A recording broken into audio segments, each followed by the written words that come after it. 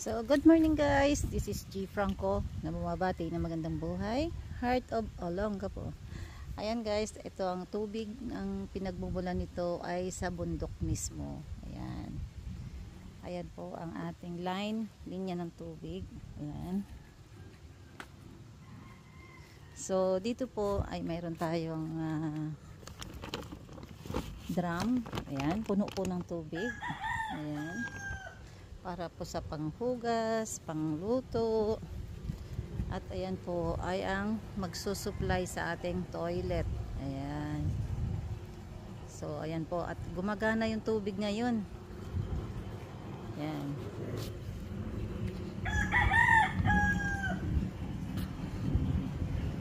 So ayan guys, ang iko-connect ang motor diyan para po sa tubig sa loob ng bahay.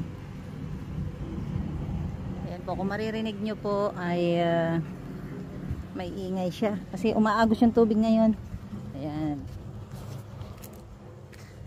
Ayan, dito banda ay nililinis pa yan natin. Ano? Ayan, pinaputol ko na yung kawayan na yan, pero ayan, tumutubo na naman siya.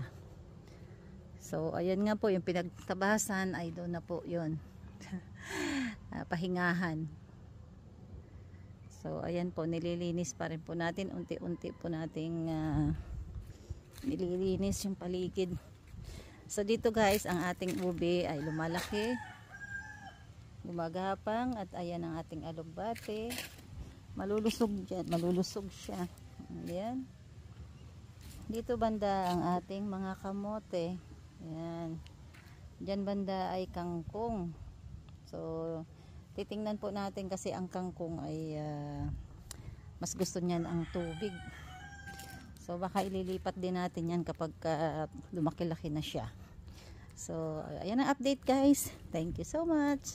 Shout out sa team Rowel Lipat, kay Sir Rowel, at sa mga admins at sa mga members. Thank you.